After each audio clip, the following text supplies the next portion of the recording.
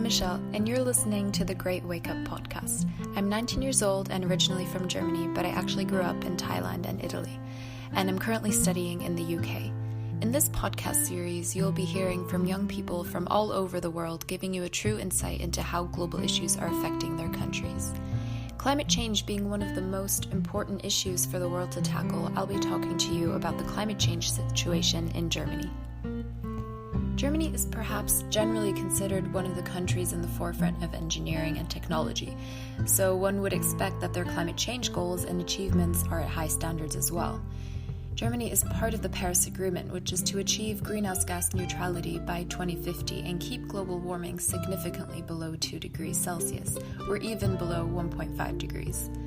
Originally, one goal for Germany was to reduce greenhouse gas emissions by 40% by 2020, but in 2019, it quickly became clear that this was too ambitious, and Germany's Chancellor Angela Merkel was criticized for being too confident and not acting enough against climate change.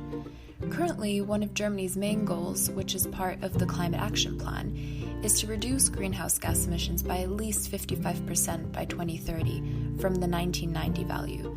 Making use of its skills and technology, Germany aims to revolutionize their energy system with what they call the Energiewende, also known as the Energy Revolution.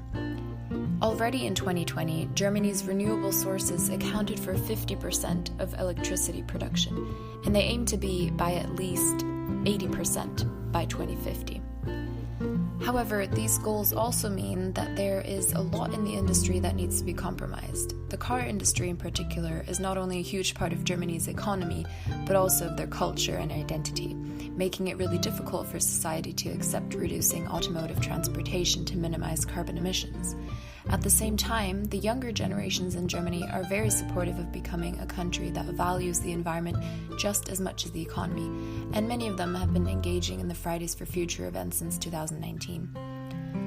Germany is known as the only country in Europe with very high or no speed limits, so they are currently working on reducing the speed limit to 30 kilometers an hour on certain roads, especially those going through the cities.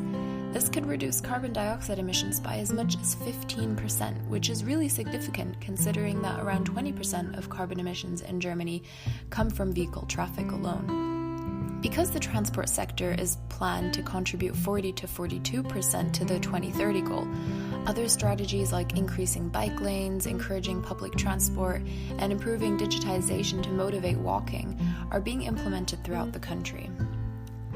Another issue regarding climate change and global warming is that of meat consumption. As the world's food production systems are developing and globalization is ever increasing, more and more people are consuming meat. Farming all of these animals causes significant increase in greenhouse gas emissions, particularly methane, which is 84 times more potent than carbon dioxide.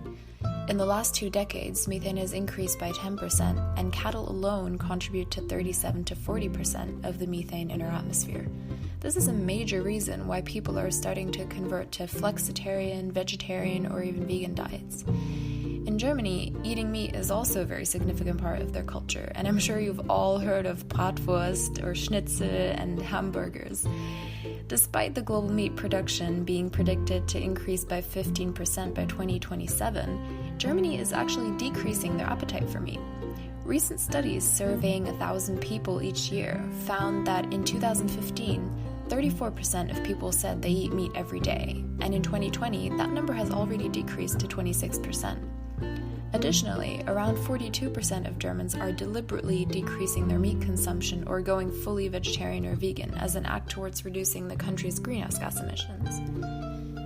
Of course, these are just a couple of examples of ways in which Germany is reducing their impact on climate change, but they can go a long way. And if every individual, no matter where in the world, evaluates their actions and makes a few changes in their daily, everyday life, we will see people coming together globally and create a more sustainable world that we will all love to live in.